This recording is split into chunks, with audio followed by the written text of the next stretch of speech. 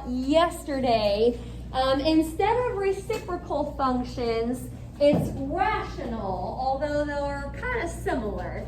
What we'll probably do is just this whole section today. Tomorrow, I've got like an in-class worksheet planned just over these 3 sections. And then Friday, we'll quiz over those 3 sections. And then we'll move on to 8-4 next week. Okie doke. Now, there is a little bit to copy down here to start this lesson. So you'll want to make sure that you get all of this.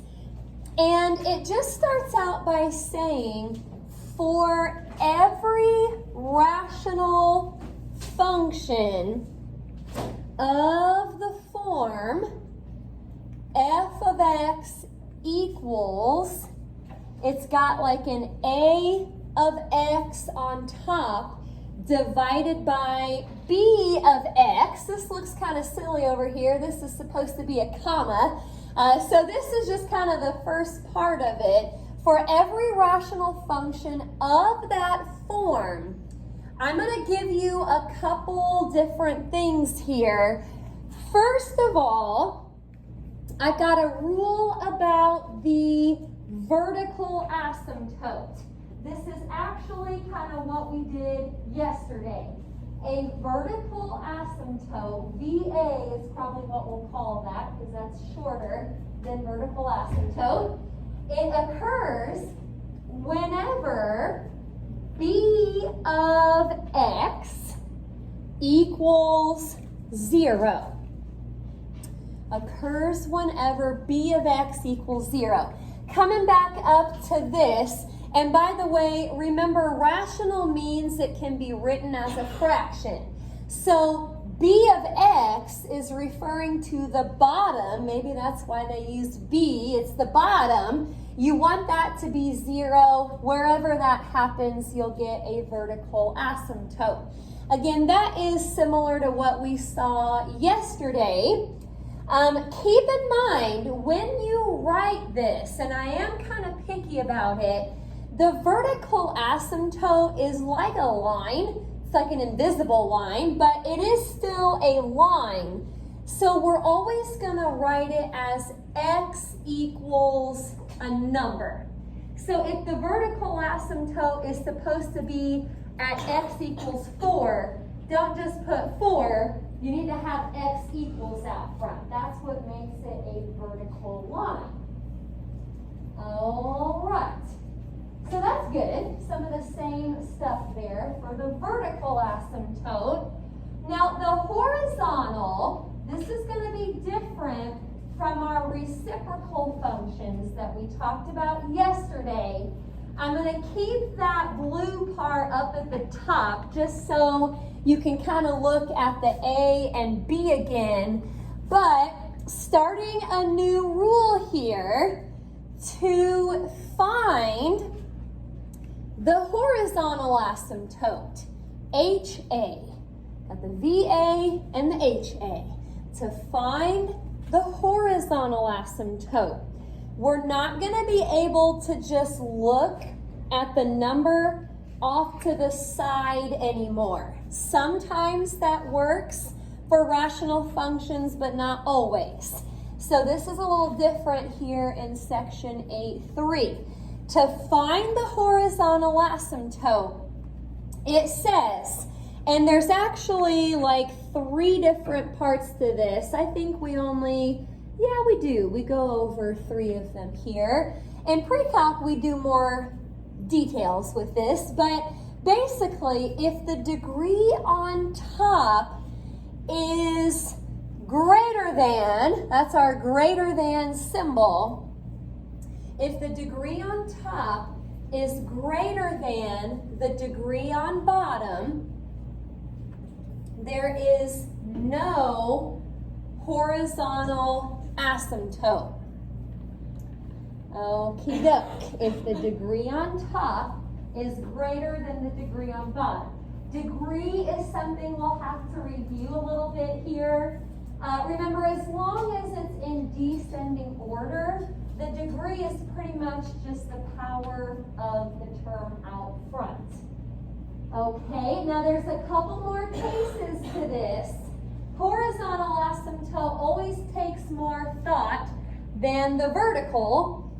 Okay, if the degree on top is less than, just use the less than symbol. If the degree on top is less than the degree on bottom, the HA, horizontal asymptote, is at y equals 0. So if the degree on top is 2, let's say, and the degree on bottom is 3, if the top is less than the bottom, your HA should be at y equals 0. So we've talked about greater than, we've talked about less than.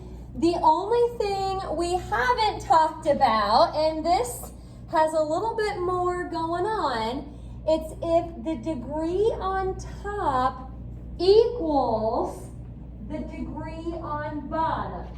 We're getting into some good pre-calc stuff right here.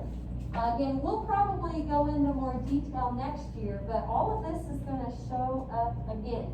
If the degree on top equals the degree on bottom, the HA, the horizontal asymptote, is the line, and this looks strange right now, but it says y equals leading coefficient of A of x, which is the part on top. If you look back up at that fraction, leading coefficient of the top, basically, divided by leading coefficient of the bottom. That is the B of x. So if the vertical asymptote is always x equals a number, horizontal, just don't forget, that should always be y equals a number. If it's at 0, don't just put 0. You'll want to say y equals 0 because it is just like a line. Okie doke. So of all the stuff that we do today, the horizontal, like I said, is probably going to take the most thought. The vertical asymptote stuff is pretty much what we were doing yesterday. Okie doke. I guess I'm thinking of that quiz we have scheduled for Friday. This will be good cheat sheet material right here. Just remembering what's what. If the degree on top is less than, greater than, or equal. Okie doke. Now, the title of this section is actually Graphing Rational Functions. We're only going to do one graph in the notes today. It'll come at the very end of the lesson. For the first few examples, thinking maybe 4 of them, all we have to do is identify the asymptotes, the vertical and the horizontal. Now, you're not going to be looking at the graph. You're just going to have the function. And from the function, you'll have to say what the vertical asymptote is and the horizontal, if there is one. Sometimes there isn't. Okie doke. Well, number 1 here, we have f of x equals x divided by x plus 3. By the way, what makes this different than a reciprocal function like we had yesterday is the fact that the top has an x also. Top and bottom have x's. Now, not all of them will, so every once in a while you'll just have a constant on top, sort of like a reciprocal function. But rational, you usually have x's on the top and bottom. Okie doke. I'm going to come over here and I'm going to find the vertical asymptote first. And I put in parentheses right here basically what we're going to do to find it. We're going to set the bottom equal to 0. Remember, this is kind of like finding what x can't equal. Set the bottom equal to 0. Solve it for x. That should be it for the VA. Okie doke, we can do that. Bottom is x plus 3. So set that equal to 0 and solve it for x. So that's just x equals -3. You don't have to graph it right now. You're just kind of stating what they are. All right, not too bad.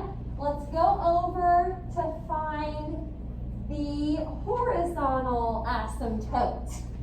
Now this had more going on. And if you look back at what you wrote down about the horizontal asymptote, it pretty much all depends on what the degree of the top is and what the degree of the bottom is. We may actually want to write that out, at least for this first example, so you can see what's going on. Degree. Now, as long as everything is written in descending order, so biggest power of x to smallest, the degree is usually just the exponent of that first term, or in other words, it's the biggest power of x.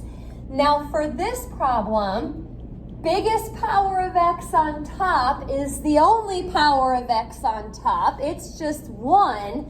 Biggest power of x on bottom, once again, it's the only power of x. It's 1. So what I'm noticing right here is that the degree of the top equals the degree of the bottom. Now I want to reverse here for just a second. Here it is. What did it say when the degrees equal each other? This is what it says right here. If the degree on top equals the degree on bottom, the HA is the line y equals leading coefficient of the top part over leading coefficient of the bottom. You don't really see ones in front there, but technically that is 1x and that is 1x. So the HA here, y equals leading coefficient on top, which is just a 1, over leading coefficient on bottom, which just so happens to be another 1. Now we probably don't want to leave it like that. I actually didn't know I had all that written out. Looky there, we didn't have to do all that. But by the time you take the 1 divided by 1, you get back y equals 1. Now I want to point out here, there's a lot of 1s going on off to this side.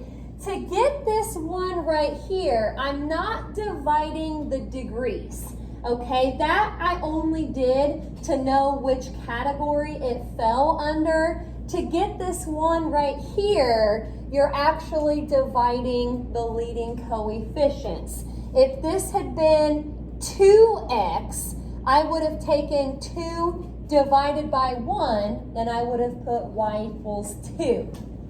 Okay, the HA, like I said, takes a little bit more thought than the VA. Any questions about what we did on that one? Sounds like it's raining outside, no windows, but I'm guessing. I think it's raining. Number 2 is up there. Still just finding the asymptotes here, not graphing yet.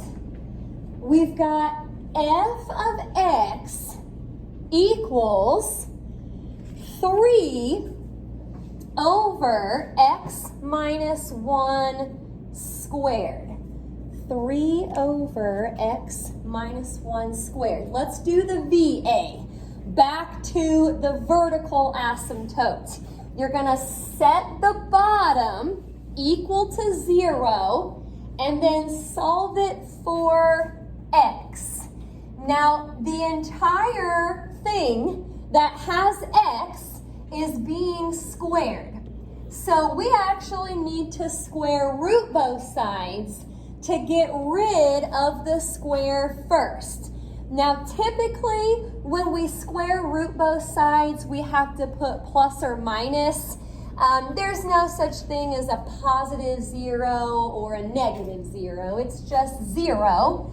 So add 1, and there we have it. X equals 1 should be the vertical asymptote. Okie doke. Stop me if you have any questions. I'm looking at the HA. Again, everything for the HA depends on the degrees. So if you look on top here, degree on top, you actually don't even have an X on top. So the degree, bless you, of the top part is just 0. Now, technically, and you may still get the right answer even if you don't notice this, technically the bottom, if I simplified it, which means write it out twice and FOIL, it would actually end up having a degree of 2 on bottom. Again, if you don't catch that and you just put a 1 here, you'd probably still end up with the right answer, because no matter what, the top degree is less than the bottom degree. And if you go back to what we wrote down, when the degree on top is less than the degree on bottom, it's just y equals 0. You don't have to pull out any numbers or anything like that. No matter what, if the degree on top is less than the degree on bottom, it's always at y equals 0. Okie dokie. We're going to try a couple more like this, and then we'll make our way to that one graph problem at the end. Okay, number 3. Number 3, f of x equals 2x over x plus 1. 2x over x plus 1. VA shouldn't be too bad here. Set the bottom equal to 0. Solve it for x. That would be just subtracting 1 there. So x equals -1. All right, on to the HA. You got to look at the degrees first. Kind of tricky over here with the HA. Degree on top. Biggest power of x on top is just a 1. Degree on bottom, biggest power of x on bottom is also a 1. So we're going to have to do what we did on that first example. You're going to take the leading coefficients, which would be a 2 and a 1 here, and you're going to have to divide those out. 2 divided by 1 is going to leave you with y equals 2. Leading coefficient should always be just the coefficient of that biggest power of x. Okie doke. Any questions so far? All right, well, one more like this here. Number 4. I've got 3x cubed all over x plus 2.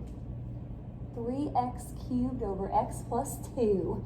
Okie doke. VA, Here we come. Set the bottom equal to 0. Solve it for x. So that would just be x equals -2. Okie dokie. I'm on to the HA. What is the degree on the top part of this function? 3. Degree on bottom is just a 1. So this is the time where if the degree on top is greater than the degree on bottom, you actually don't have a horizontal asymptote.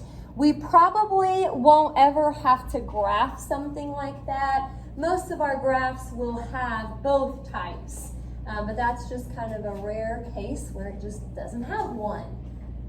Okie doke. Well, let's go ahead and finish up here with that one problem where we're actually going to graph. I'll let you copy those directions.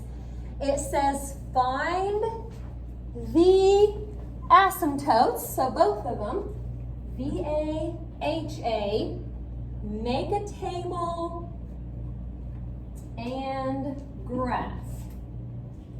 Find the asymptotes, make a table and graph. All right. This is the only one we're going to do here for the notes. F of x equals x minus 4 all over x plus 2. X minus 4 over x plus 2. Okie doke. Well, let's find the asymptotes first. Step 1. I'm just kind of following the directions up there. Find the asymptotes.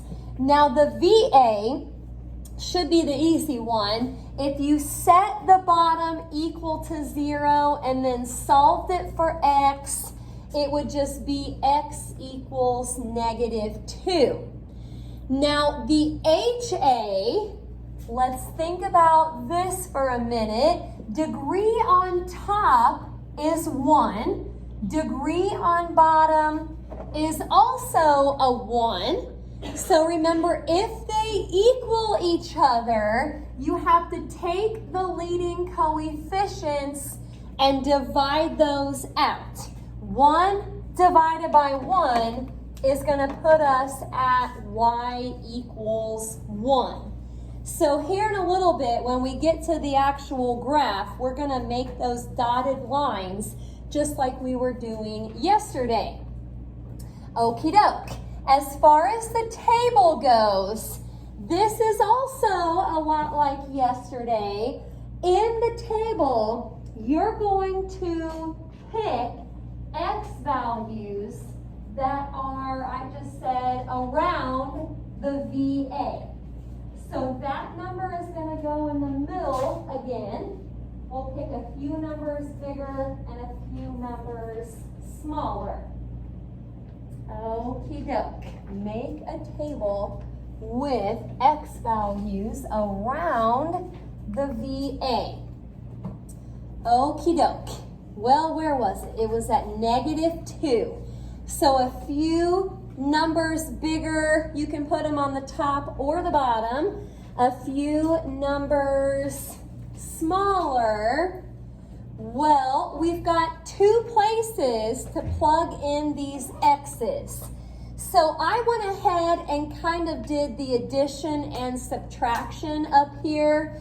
If I put in a 1 on top, 1 minus 4 is -3. 1 plus 2 on bottom is +3. So you really need to kind of do that stuff first, then you can divide it out. So the first y in my table at least is at a -1. Okie doke. 0 minus 4 is -4. 0 plus 2 is 2. -4 divided by 2 is -2. Keep moving here. -1 minus 4 is -5. you end up taking -5 divided by 1, which is -5. Okie doke. If you tried to put in a -2, we already kind of know that that's the vertical asymptote, so you're not going to actually get back a y value from that. Okie dokie, -3 minus 4 is -7 divided by -1, which is +7. You don't always get opposites. This is one of those times when you don't. Okie doke. Hey, a 0 on top would be okay. Keep that in mind if you have that. This should end up being a 4. And then -9 divided by -3, that is +3. All of our y's worked out nicely. I'm thinking in the homework you may run into some that have decimals again where you have to round a little bit, but that's fine too.